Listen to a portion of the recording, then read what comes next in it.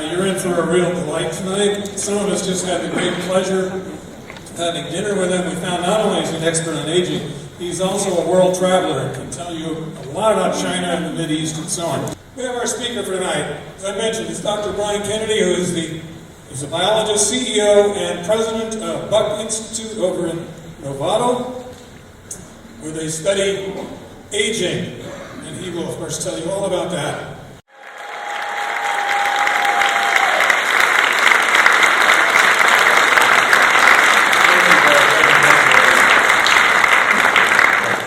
I'm going to tell you a little bit about aging and a little bit about the interventions that are being done to try to slow the aging process. You already heard a little bit about the Buck Institute. It's this building that you can almost see up on the hill. It's in Novato, California, so it's just at the northern tip of Marin County, almost in Sonoma. And I would encourage anyone who's interested to come visit. We have a large number of tours at the Institute, and you may not even like the science I'm going to tell you about tonight, but even if you don't, this is an IMPE design building. The architecture is fantastic, so if you want to come visit, you should. I should point out that I got to tour the museum a little bit in the planetarium, and if you haven't been there, you really should go. I'm amazed at how great this is, and I almost just decided to stay there and skip the talk tonight, but they told me I couldn't do that. So this is a graph showing the change in life expectancy over the last 40 years. So life expectancy is going up. It's going up pretty dramatically. You'll notice that the average life expectancy in the US was around 75 at 1970, and it's going up. And all of these other countries, these are places I've been to recently or have given talks in. And you can see a lot of these countries were way behind the United States, and they're catching up to them. In fact, if you look at the slopes of these lines, one of these slopes is not like the others. And this is kind of an indictment to how we do healthcare and how we treat people in this country, and I'll talk more about that. But the longest lived countries in the world are places like Japan, Singapore, city of Hong Kong, where average life expectancy is approaching 85. The United States is declining, and a lot of these countries that are in the developing world have caught up to us pretty rapidly. But we can take a step back and look at this from a broader perspective. It's going to be hard to see some of these slides, so I'm going to tell you what they say. This is the average life expectancy over the last 10,000 years. Now, I hope that this slide has the least accurate data of anything I show you tonight, because we're guessing a little bit about life expectancy out here 8,000 and 10,000 years ago. But you can look at paleontologic digs, and you can make estimates of the demographic makeup of the population. And when you do that, you come to the conclusion that average life expectancy for almost all of this history is about 25. And what's happened is over the last 200 years, things have changed dramatically. We've gone from 25 to almost 65 now globally on the average. In the United States, it's gone from 40 to almost 80 in the last 100 years. So why is that happening? Is that happening because we're slowing down the aging process? In reality, that's not the case. What we're doing is we're removing age extrinsic causes of mortality, things not related to aging that used to cause mortality are being controlled now. Childbirth mortality, food insecurity, we have better water supplies so people get sick. We have antibiotics to treat a lot of infectious diseases. And so what we've done essentially in the last century is we've solved some problems, and we've created aging and now created other issues to deal with. I don't want to call aging as a problem because I don't think that it is, but it's something that we have to think about how to deal with. The other point I want to make before I go on is that one of the ways to think about things is that we're not evolved to deal with really long lifespan. Throughout almost all of our evolutionary history, we were dying of old age. Most of us weren't getting to old age. There were a few people that did, but in general, most people weren't getting there. And so our bodies are adapted to grow quickly, to take advantage of nutrients when they're available, to do the things that are important, to have babies, create the next generation, which is what natural selection really cares about. It doesn't really care about what happens when you're 80 years old because most people weren't getting there. So I think of aging as the thing that natural selection forgot about or didn't care about. So we're living in a world now that we didn't evolve to live in, with a whole range of different environment that we didn't evolve to live in, and that's one of the things that's helping drive aspects of this aging process. Okay, so what about the demographics? Well, here's the thing. You've heard probably that there's going to be 9 billion people on the planet in 2050. What you might not have heard is 2 billion of them are going to be over the age of 60. So people are calling this the silver tsunami. And I want to argue that that's a bad term, because this is not necessarily a negative thing. But if we keep going down the path we're going, it's going to be a negative thing. And the reason is that the healthcare costs are growing out of control. If we have up to 40% of some countries over the age of 65, at the current level, there's not going to be enough working people to pay the costs, to pay for all the people that are getting older. So we have to do something to help keep people healthy over the age of 65 and help keep them functional. And that's really what I'm going to tell you aging research is all about. How do we keep you healthy longer? How do we keep you active longer? Hopefully, how do we keep you happy longer? This is true in all these different countries. Here's the 2014 data. Right now, 14% of the US population is over the age of 65. It's 26% in Japan. It's going to be 40% in Japan by 2050. You'll notice the US is not as bad as some of the other countries. One of the reasons for that is we have high levels of immigration. So we talk about immigration in all kinds of different ways, particularly in this political campaign.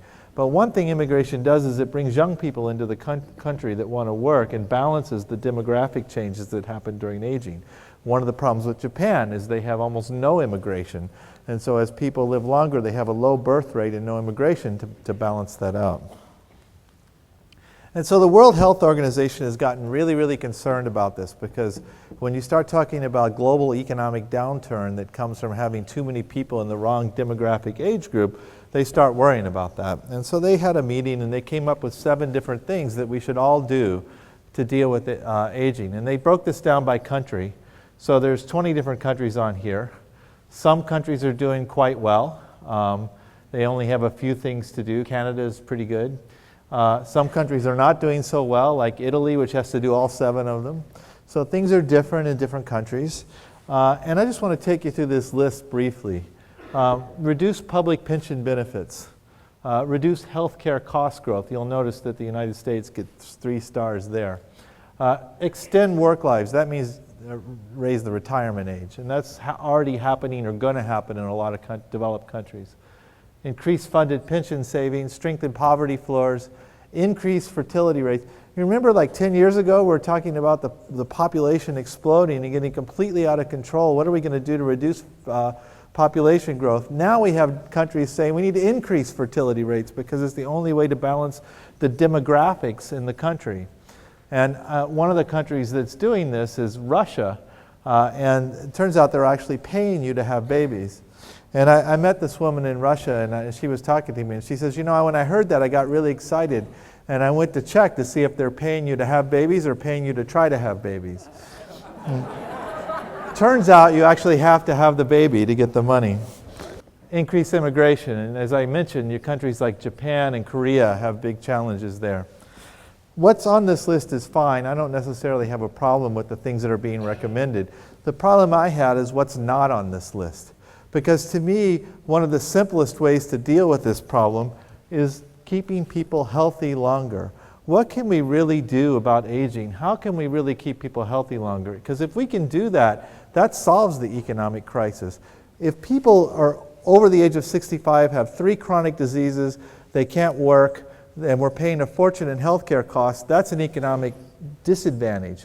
If those people are still functional, still working, still contributing to society and have low healthcare costs, that's an economic advantage. So to me, we need to focus a lot on how do we keep people healthy longer. Okay, so let's look at life expectancy in the United States for a little bit, because we talked about the variance over the world a little bit. Average life expectancy in the top countries is 85, and the African countries that are developing still, it's as low as 55. But there's a lot of variance within the United States as well. So this is broken down by county. And the dark blue counties are among the longest lived, so California is doing pretty well. the red counties are among the shortest lived. And there's about a 15-year difference in life expectancy from one county to the next in the United States. Surprising how big that is. So once you have this data, you can compare it to other data sets. So let's compare to obesity. Frankly, if you took these labels off of here, I couldn't tell the difference. And actually, somebody challenged me on that recently. They said, well, that looks great in the 48 states and Hawaii, but what's going on in Alaska? And I actually don't know what's going on in Alaska, so don't ask me that question. But the main point is that the obesity epidemic corresponds very well to life expectancy. And what that tells you already is our habits and our choices in life have a big impact on our aging. And also, it's worth noting that if I were to show a slide just like this with poverty, it would overlay almost entirely as well with these two traits. And part of that is because we've entirely changed the type of food we eat. And so 50 or 60 years ago, some of the cheapest food you could get were vegetables and fruits, which are relatively healthy for you. And so if you didn't have a lot of money, that's what you ate less meat and you ate a lot of vegetables. Now, the cheapest food you get, the easiest food to get, is fast food, processed food, things that are really bad for you. And so people that have financial challenges are often eating some of the worst food, which leads to the obesity, which leads to the short lifespan. So our dietary choices are very important, and trying to find ways to encourage everyone to eat a healthier diet is a challenge, but it's an important one to try to meet. All right, here's change in life expectancy in the last 20 years. It's gone up 4 years for males in the US. So what does that mean? I like to say it this way. Basically, if you're a man in the United States, you're getting a 20% return on investment. For every 5 years you live, you can expect to live 1 year longer. Actually, that's not going up that fast compared to other countries, but it's still pretty significant.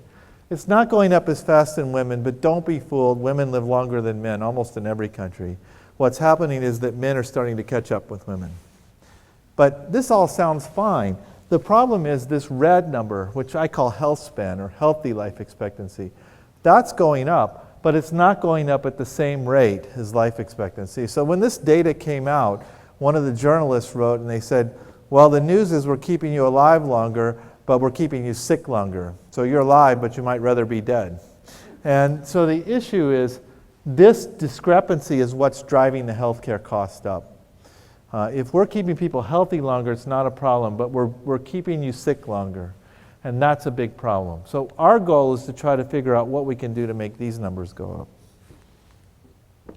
So this is a disability adjusted living year. So this is telling you what are the causes of disability, and you could also say healthcare costs in the developed world. And you don't have to read the specific boxes.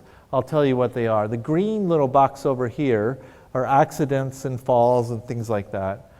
Falls actually go up with aging too. The red box is infectious disease. Remember, this is a developed world. That's relatively low. And this blue box has a lot of different names. So here's heart disease. This is cancer. And this, in this area, diabetes, of chronic obstructive pulmonary disease, Alzheimer's is here. I'm being a little simplistic, but basically you can take all of these names off of that and replace it with one name, and that's aging. Because aging is the biggest risk factor for almost everything in those blue boxes. We don't think of it that way. We think of heart disease, cholesterol as the biggest risk factor. It's about a 3.5-fold increased risk of getting cardiovascular disease if you have high cholesterol. How many people do you know have cardiovascular disease in their 20s compared to their 70s and 80s? It's about a 100-fold difference. So that data's always been there. But what we've started to do is think about it and say, well, wait a minute, maybe this aging process is driving these diseases. Maybe it's not just correlated. Maybe it's a cause of these diseases. And I'm going to try to convince you that the evidence we have right now suggests that that's true. So what we want to do is not focus on one disease at a time. I'm happy with people doing Alzheimer's research. I think they should do that. I'm not arguing that we shouldn't do research on diseases. But we should focus a little bit on this, aging, because it's the common cause of all these diseases. It's not the only cause, but it's the common cause. So the idea, the premise, the hypothesis I'm going to tell you about is that if you target aging with interventions, you might be able to prevent or delay the onset of all of these diseases simultaneously. But this is not how our healthcare system is worked out. The NIH, they have an institute on heart disease, and an institute on cancer, and an institute on neurodegenerative disease, as if all these diseases are completely different.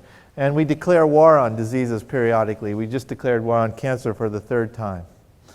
Now, what are we getting out of that? Nixon was the first one that did it. Well, we've made progress. If you have cancer, you live about 2 times or 3 times longer on average than you did when in the 1970s. But we still haven't cured most cancers. And the point I want to make is that we need to refocus a little bit. Because right now what we're doing is we're not doing anything for you while you're young and middle-aged, as long as you don't have problems. Most of people don't go to the doctor. They're not doing very good prevention or wellness. And then they get sick. Often they get really sick before they go to the doctor.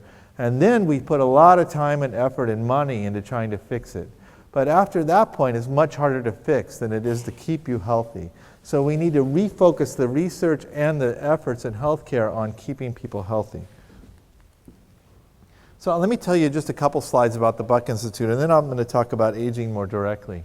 We're a nonprofit medical research institute like Scripps or the Whitehead or the Salk Institute that you might have heard of. But we're different in the sense that we have a focus. We're focused specifically on the aging process.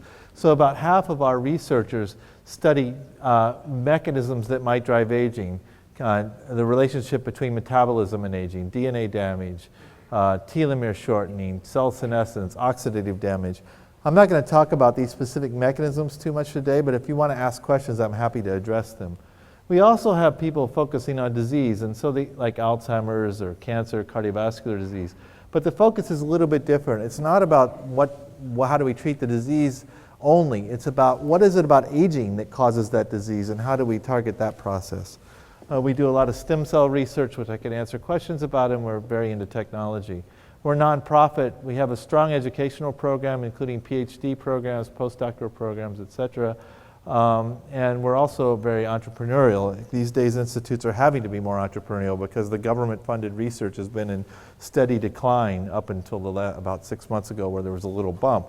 But for 15 years, it's been flat, basically. So we're having to look for other ways to raise money to do research. We also have generated a think tank on aging that might be of interest to some people. These are people from all over the world. We have meetings twice a year, once in Novato and once somewhere in the world. It was in Oman in 2012. And we bring together people with pharmaceutical expertise, investors, policy-making, government members from different countries, and we think about what aging means, not just from a biological perspective, but from an economic perspective, from an urban planning perspective. Just put it all together and try to think about the aging process and how society's changing and what we can do about it. Okay, and we're very active internationally. We have partnerships in Mexico, the United States, Chile. We've done some work in Kazakhstan. We have a lot of things going on in China and Singapore. This is a global problem. It's not just a United States problem. And if we're really going to do something about human health span, we really have to be collaborative and work together. And that's one of the reasons my name's on papers with a lot of different people on it. We have a very collaborative approach to the science we do. Okay, so this is the goal. And this may be one of the most important slides I'm going to show you. So let's imagine this is your life for a minute. You're born, you get sick, you die. Now, I know that you have much more enriched lives than that. You have kids you like to be with, you have grandkids, you like your job, you like to play golf. I get it. But I'm keeping it simple. So if I ask people, do they want to live longer? A lot of people will say no, particularly young people. And you ask them why, and they say, well, I don't know. My grandmother's 85 years old. She's taking 18 pills a day. She has trouble getting out of bed. She's in pain all the time. She doesn't want to eat. She's depressed. I don't know if I want to live longer like that. And what they're imagining is that aging research is trying to do this. You're going to be born, you're going to get sick at the same time, and then we're just going to drag out this process of being sick. Now, what I would argue is that that's nothing to do with aging research. That's what we're doing now. That's the current healthcare system. That's what happens when you don't do preventative medicine, and you do and you have people with increasingly bad diets, lack of exercise. They get sick, And then we do a lot, and we don't cure them, we just keep them in some state of being sick. Now, I think that we've had great progress in aspects of diabetes and cardiovascular disease. We've made progress with this approach, and some people can have very, very productive lives after they get sick. I don't mean to say that that's not true, but I think using only this approach is creating this problem. What we want to do is extend health span. We want to keep you healthy longer, and even if you have a period of morbidity or sickness, the ratio of healthy life to morbidity is going to go up. And ultimately, we want to get to this state of compressed morbidity where you're healthy for a very long time, and then if things go bad, they go bad rapidly. Turns out that there are already people that are like that. If you look at centenarians, people that live to 100, they're mostly relatively healthy. What happens, my grandmother was one, she died a couple of years ago at 101. She bowled a .238 game when she was 91. She quit driving at 93. She lived in her house alone at 101. She lived there 72 years. Her heart valves gave out, and in 6 months she was dead. And we were sad about that, but when you look back on a life like that, that's what you want, right? You want to be functional as long as possible, and then if things go bad, they go bad rapidly. And if you look at the healthcare cost of these centenarians, it's about 40% of the average population, because they live longer, but they escape most of these major diseases that are driving the cost up.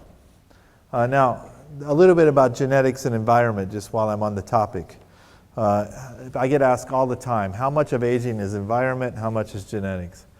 For most of the population, it's probably mostly environment. Now, that's not saying genetics doesn't have a role, it does, but environment has a big role. What you eat, how much exercise you get, how you manage your stress, what you're exposed to in terms of pollution potentially. All of these things impact aging, whether you smoke. So that's really important. Now again, if you're a centenarian, it's different. What the centenarians did is they chose the right parents, because for them it's genetics. And so there's a lot of research trying to figure out what is it about their genetics that makes them resistant to all these problems that everybody else is having. And there's some progress on that I can talk about if you're interested. But that's a very rare person that's the centenarian. For most of you, it's the environment. And let me tell you, in this room, maybe there's only a couple of us that would be on the centenarian track. My other grandmother lived to 99. And so I think I'm one of them. So that means there's maybe only one of you out there that can say that. Why do we age?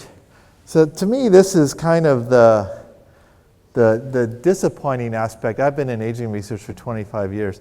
This is kind of the disappointing aspect of the research, is that we have some ideas why you age. We all have theories in the field, but we haven't really converged on one good theory for what causes aging. It's been a real challenge to solve this problem. And so I recently was involved in writing a review on what causes aging. And the National Institute of Aging, part of the National Institute of Health, convened a bunch of professors together. There were 14 of us, and they said, we want you to, they asked me to take the lead on this. They said, we want you to write a review that explains aging in 3,000 words. So just for your academic people out there, let me just give you a suggestion. If anybody asks you to bring 14 different professors together to talk about a topic like aging, and you only have 3,000 words, say no. This is because everyone wants to write 5,000 words of their own, and then anyway. So what we came up with were 7 major things that might be driving the aging process. Macromolecular damage, changes in metabolism, the inability of adult stem cells to continue functioning, and I'll come back to that in a minute. Changes in protein folding and synthesis, how we adapt molecularly to stress. Inflammation. Inflammation is a big one. The inflammatory process is getting more and more linked to aging. In fact, some people are now calling it inflammaging because it's so relevant. So we can talk about that if you're interested. And changes to how your genome is organized and packed together. But to me, it wasn't so much any one of these things. What struck us from this is how connected they were. This is really a network, I think, that when things start to go wrong in one area, like metabolism, it can trigger inflammation, and that can change how your genome is controlled and how you adapt to stress. So it may be that once you enter this spiral, all of these things get triggered and they drive the aging process. And then your body compensates very well, generally. People don't feel like they're really sick for most of their life, and even though things might be going wrong in their body, because there's compensation. But eventually your body can't compensate anymore, and how you spin out of equilibrium probably defines what kinds of diseases you get. So if you have particularly metabolic problems, you get diabetes and heart disease. If you have DNA damage or macromolecular damage problems, maybe you get cancer. But that's how I think about it. Aging is about trying to maintain this homeostasis or equilibrium, and eventually you can't do that anymore. Stem cells are very important to the aging process. Now, everybody hears stem cells, they think about embryonic stem cells, or some of the aficionados think about induced pluripotent stem cells. Very interesting biology, but that's not what I'm talking about here. Almost all of your tissues in your body have adult stem cells. So for instance, your muscle has something called satellite cells, and they sit there and do nothing, but when your muscle gets damaged, they get activated, they proliferate, and they replace the damaged muscle. And so that's one of the reasons you can have muscle damage and recover from it. You repair that muscle and grow new muscle. And almost all tissues do this. We used to say that, well, your fat cells, you have all the fat cells you're going to get, they're not going to change. Well, that's not true. Now we know they replace it about 10% a year. We used to say, and it's not on here anywhere, that your brain is all the neurons you're ever going to have you had at birth. Remember that? That's not true. There's at least 2 regions in the brain where you're making new neurons. And so the ability of these cells to replenish tissue declines dramatically with age. And we think that this may be one of the big drivers of the aging process. So there's a lot of research into trying to understand that. Okay, but I'm going to spend most of my time talking about whether we can really change aging, because it's great to say healthy longer and all this stuff. Is it possible to really change aging? I hope we can convince you that it is.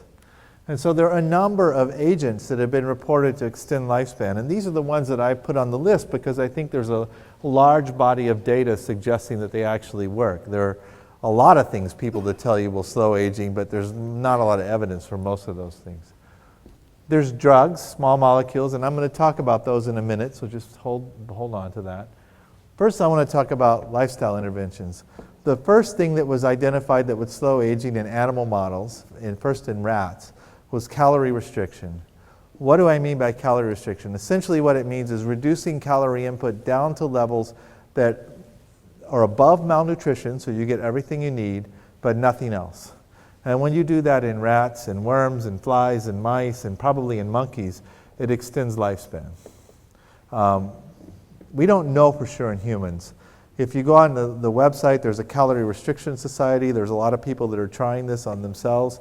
I don't really recommend that for most people, although it may work, because for me, for instance, that would be going down to 1,500 calories a day. And actually, it's hard to do that and still get everything you need. It's important not to be malnourished. You need the right balance of macronutrients, you need the right micronutrients, and trying to do that in 1,500 calories a day is possible, but it's a challenge. You can't do it by having 2 Snickers bars a day. You have to really pay attention. Exercise. I think there's increasing evidence that cardiovascular exercise on a sustainable basis is protective against aging. People live longer, they're resistant to a number of diseases, and not just the diseases you might expect. Yeah, the studies show that if you run, you are protected from diabetes. But what we're finding is you're also protected from neurodegenerative disease by about 2-fold. It's a significant effect. Of course, I don't want to get into details about exercise too much. I think that anything that is sustainable, that involves cardiovascular fitness, maybe with a little resistance, is probably the way to go. The key to any of these lifestyle changes is sustainability. We know more or less what to tell people to do. It's getting people to comply with it that's the problem. So I can go tell you, everyone needs to go out and be a vegan marathon runner. But you're not going to do that. So the challenge is, how do you figure out ways in your life that you can incorporate into your everyday life and get benefit from? Intermittent fasting is really interesting. This is a popular fad these days. You might have heard of the 5-2 diet. So on that one, you eat normally for those 5 days a week, and then for 2 days you either fast or you dramatically cut your calories down. There are diets that are being developed that mimic intermittent fasting that you might do 5 days out of every month. This to me is more interesting than calorie restriction because I think it's more sustainable. It's something that I can imagine doing in my life. And the data from it's pretty interesting. So let's look at the diet data for just a minute. Here's the calorie restriction data. This is mice. And this is calorie restriction in green and a regular normal diet in blue. So that means the mice can eat anything they want in the blue guys. The green curve, we cut down to 60% of what the controls are eating. What you can see is that dramatically extends both the median and maximum lifespan. It's about a 30% effect on aging. Well, that's a big effect. You know, think about that. If you could stop all cancer in people over 50, average lifespan of the population goes up 3 years. Why? 2/3 of people don't die from cancer. The third that do are going to die from something else 10 years later. They're going to get cardiovascular disease. Imagine if you could have a 30% effect on human aging with one of these interventions. We don't know if it's possible, but we can certainly do it in a mouse and a rat. So now let's look a little bit more into nutrition and aging. And the point I want to make here is that it's still early days in nutrition. There's a lot of people making a lot of money telling you to have all kinds of different diets. And I have my opinions on that. I can talk about it as much as you want. But be careful. I mean, you know, there's all kinds of things out there that I can't believe people claim to be healthy diets. And the data is still not entirely clear. Also, it may be important where you are on this aging spectrum in terms of what you eat. So here's an example of that. We looked at people and we asked them what balance of macronutrients they have. Do they have high protein diet, high carbohydrate diet, high fat diet? And we looked at the mortality rate. And what we found is that for most of the lifespan, people that had low animal protein diets had lower mortality. They had less chance of dying. That's what we expected based on some of the research that we've been doing. But then when people got to around 70, after that it was the people that had high protein diets that had lower mortality. So there's still a lot that needs to be done. We need to understand how diet impacts aging, not just for one per healthy person, but for people at different ages. And ultimately, we need to balance that with people's genetics, their other aspects of their lifestyle, risk factors, family risk factors, and maybe what we need to have are personalized diets that are optimized for aging. I think that's where the research needs to go.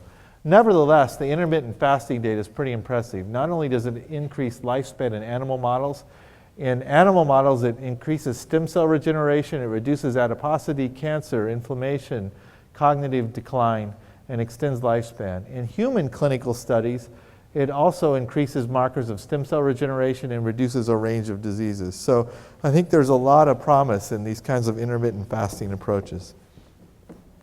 All right, let's talk about drugs. I'm going to talk about rapamycin and metformin today. But I want to just talk about a little bit about these other three drugs, or classes of drugs, for a minute to tell you what's going on. So first of all, NSAIDs. People know what NSAIDs are. Almost all of you take them. Aspirin, ibuprofen, naproxen, celecoxib. Studies suggest that aspirin and ibuprofen, at least in mice, extend lifespan. It's not a huge effect, but it's a significant effect. Actually, it happens in the animal models more in males than females, which is interesting. Almost all of these interventions affect males or females more or less, depending on which one. And we really don't know why there's such a gender-specific bias with different drugs.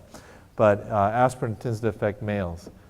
Not a lot of people are taking aspirin already. Doctors are telling a lot of men as they get older to take baby aspirin every day. Acarbose. So this was that stuff in those potato chips that were going to be great about 15 years ago. Remember that fad? They were going to have these potato chips, and they had this chemical in them. You could eat the potato chips, but you wouldn't absorb it tastes great, but you wouldn't absorb the carbohydrates and the lipids. It turns out that when people started eating them, they had other problems. I don't know if I want to tell you what they were. You might going to guess. But if you give acarbose to animals, it makes males live about 25% longer. Again, this is something lots of people are taking. In Asia, acarbose is a common diabetes drug. And one of the reasons it works better in Asia is that if you have acarbose with a rice-based diet, it causes less indigestion and problems. So, but it's very popular in Asia. Stacks are like resveratrol, that stuff in red wine you heard about, and some of the related compounds. I'm not going to talk about those. I want to focus on rapamycin and metformin. Here's the data on rapamycin. So this is a clinically approved drug. People take it for rare diseases, kidney disease, cancer. It also causes, they also take it after organ transplant because it rejects, it stops organ transplant rejection, which means there's interesting side effects, and I'll come back to those in a minute. Don't go take rapamycin right now. If you give it to mice, it extends the female lifespan by 30% and the male lifespan by 23%, very robust effect. It protects against, remember I said that if we have a drug that slows aging, it probably should protect against diseases of aging, if that's the model we have. And it does. It slows diabetes progression in animal models. It's already used in humans in cancer, in heart disease, stroke. It's protective in animal models of Parkinson's, Alzheimer's, Huntington's disease. This is the kind of thing we expect for a molecule that slows aging, and that's why it's so promising. I'm not going to show you all that data. I'm going to show you movies instead. And if we can start these movies. These top two movies are mice that are on rapamycin. They're 38 months of age. And these are mice that are not on rapamycin. These are the last two mice in 1,000 mouse study that did not have the drug that are alive. And they're not doing well. They're 38 months old. The average lifespan of a mouse is about 30 months or less. So they did pretty well, but now this one has a tumor. This one's having trouble grooming and using its back legs. They tell me it's disoriented. I'm not sure I know how to test that, but that's what they tell me. These are the rapamycin-treated mice, and they're doing pretty well. They're running around the cage looking for food. That foraging is one of the big things mice like to do, and they look much more like healthy mice. Now, do they look like 4-month-old mice? No. We're not stopping aging here. But I think you might agree with me that if you have to be a mouse, you'd rather be this mouse than these mice. And so they're not just protected from disease, they're functional longer. We're really slowing aging here. All right, what's the problem? Well, there's toxic side effects with rapamycin. We know that because there have been almost 1,000 clinical trials on all these rare diseases I told you about. And if you look at the 3 most common versions of rapamycin, they all cause almost the same side effects. Altered glucose metabolism, some insulin resistance, lipid dysregulation, and a number of other things. The main reason people go off the drug is mucositis, so that's soreness in the mouth that causes difficulty eating and pain. The good thing about all these is they're reversible. When you go off the rapamycin, you get better, but we don't want to give healthy people a drug that causes toxicity. I think that's a bad idea. So the strategy is, what do we do to take advantage of this drug or make it better? Now, I will say that I talked to a lot of clinicians and said, we want to do aging studies on rapamycin, and they said, you're absolutely crazy. We're not going to give healthy people this drug. Well, Novartis did a clinical trial doing exactly that. They took people 65 years of age in New Zealand, and they gave them a version of rapamycin called everolimus. The question is, what kind of a human trial would you actually do? You really want to do a trial where you start with people in 60 and see if they live longer? I can't get a PhD student to take on that experiment because they're going to be retired by the time the results are in. So we need a faster way to do it. So the way Novartis chose to do it is they chose low, medium, and high doses of the drug, and they looked at the immune response. Now, we tell everybody out there to go get your flu shot, particularly as you get older. Go get your flu shot. It's important to get your flu shot.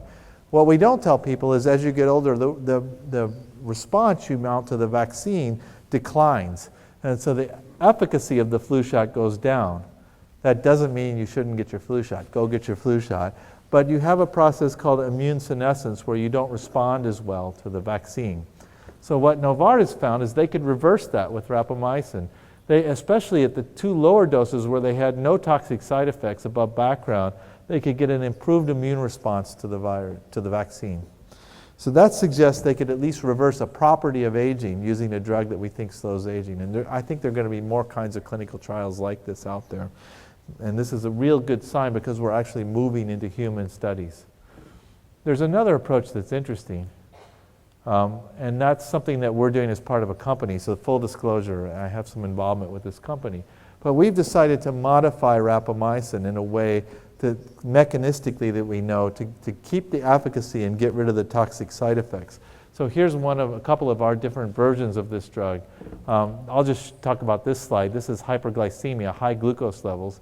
Rapamycin causes that side effect, but our drugs don't do that, even though they still have the same efficacy. So we're trying to develop these drugs to improve that efficacy to toxicity ratio. And also, what's getting interesting is people are really thinking about doing studies in dogs. This is my kids. Actually, it's an old picture. This guy's 14 now. But these are our two dogs. And dogs are really interesting because when we do studies on mice, they're in a pathogen-free facility. It's easier to get into a prison than it is to get into our mouse facility. We try to keep people out. We try to keep germs out. These mice are not exposed to most of the viruses and bacteria that we live with. It's an artificial environment, and there are very good reasons to do that. It keeps the experiments very controlled. But it also means that the results you get are from animals that are not living in your environment. Dogs are living in your environment. They're sleeping in your bed. Come on, don't tell me they're not. I know they are. They're eating your food. They're living in your house, and they're exposed to some of the same things you're exposed to. So there's efforts now to use dogs as an intermediate point to do these studies to slow aging in humans. And I think it's a good idea. And the main reason I think it's a good idea is if we can make your dogs live longer, you're going to believe in us for people too. So interestingly, what causes aging in dogs is very similar to what causes aging in mice and probably what causes aging in humans. There's an allele of IGF-1. This is insulin-like growth factor that when dogs, they're centenarians, human centenarians that have mutations in IGF-1. And there are dogs that have mutations in IGF-1. In fact, this gene defines the size in a dog. So this little guy has one allele of IGF-1, one type of the gene, and this big dog has another one. Now we know that small dogs live longer than big dogs. So the small dogs with this IGF allele that the centenarians have live longer. So things are conserved. And there's actually a trial going on in companion dogs. You can go to dogagingproject.com. Some of my collaborators at University of Washington in Seattle are doing this. And if your dog is of the right age and in the right size range, you might be able to get your dog enrolled in a study with rapamycin. And so they're going to do low dose to try to minimize side effects and follow health span parameters and survival for 3 to 5 years. And I think this might be a really interesting step in getting to humans. All right, metformin. Metformin is also called glucophage. I won't ask for a show of hands, but I'm willing to bet there are a large number of people in this audience that are taking metformin. It gets prescribed as a first line of defense when you have high glucose or insulin resistance and a way toward diabetes. So many people take this. Here's the trade name. It's approved for type 2 diabetes and non-alcoholic fatty liver disease.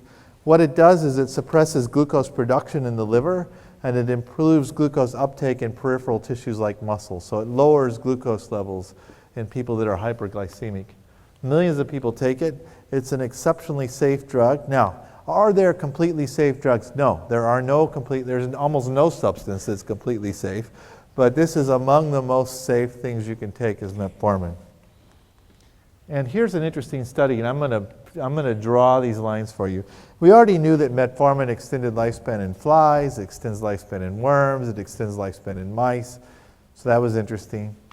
Here's the human study where they looked at a retrospective study 5 years out, and they wanted to know of people that had diabetes. There's two types of drugs you get, metformin or sulfonylureas. Those are the primary first-line drugs you get. And they want to know how those two different drugs affected mortality. Now, if diabetes is about an 8-year reduction in lifespan in general, and so you expect a higher mortality rate in people that have diabetes. So this is people at like 60, 65 years of age. And they wanted control groups. And there are no ideal control group, which are people with diabetes that aren't taking drugs. Almost everyone in the United States gets prescribed one or the other or something in response to diabetes. So they took people in the same doctor's offices that didn't have diabetes. And here's the result. Here's the controls, the non-diabetic patients. There's 2 lines right here. So here are the metformin patients. They actually have a better survival rate than the people that didn't have diabetes. Now, these kinds of studies have issues, But one interpretation of this is that metformin is not just improving the diabetes, but it's slowing aging in other aspects as well, and it's improving survival in general above people that didn't have diabetes in the first place. So now there's a lot of efforts to do a clinical trial, and this is being led by Nir Barzilai at Albert Einstein College of Medicine.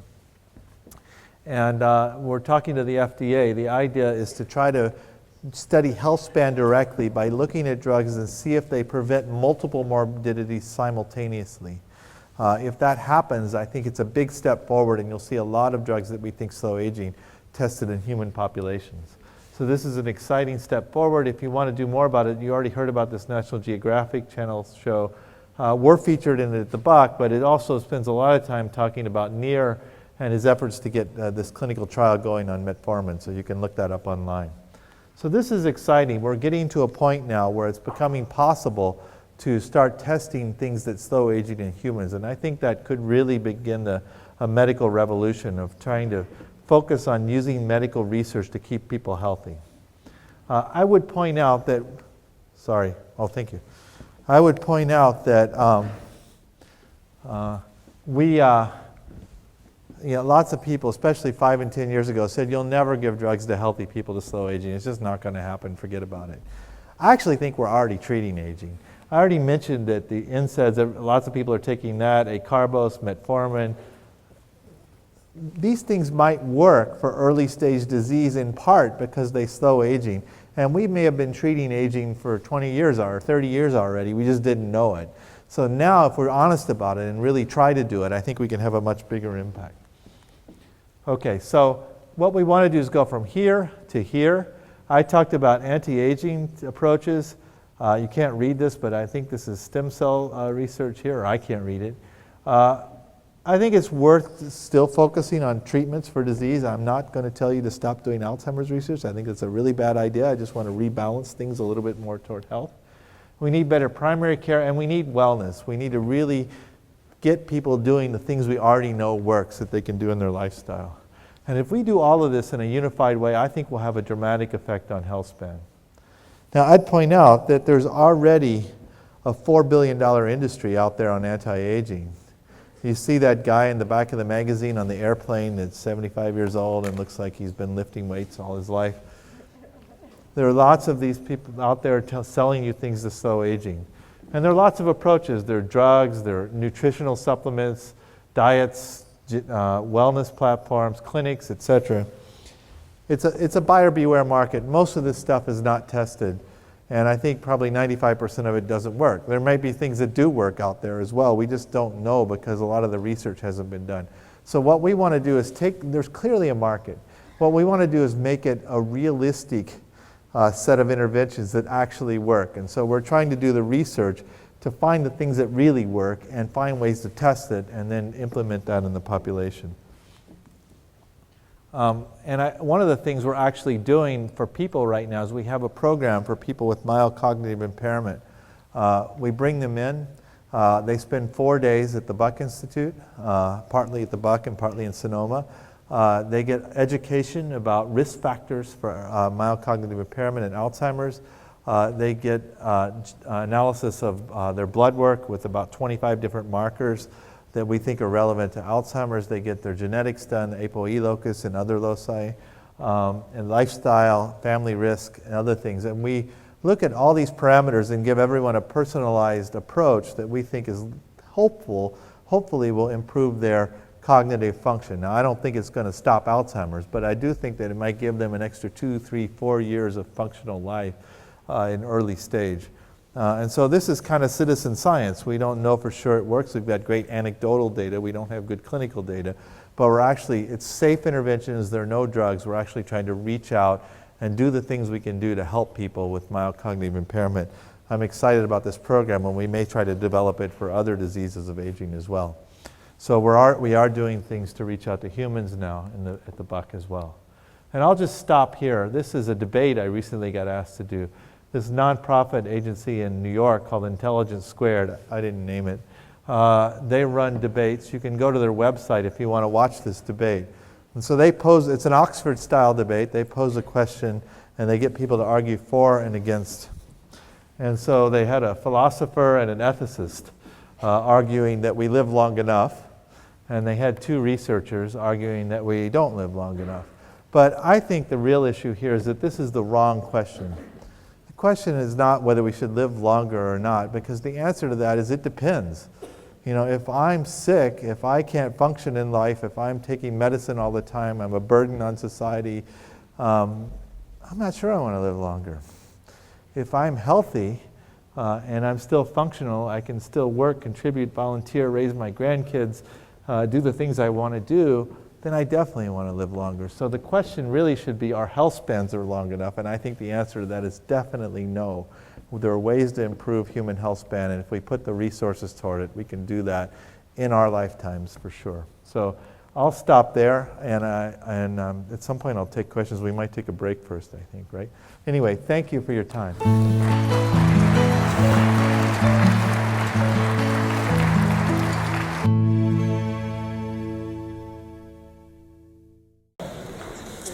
The MAPS committee, the Estuary Partners in Science, is composed of, I think, 11 people, all pictured up there. If you would like to get on the MAPS mailing list, Hughes N at yosemite.edu, and the MAPS website is at the bottom if you want to find out what's going on. It's posted about once a semester.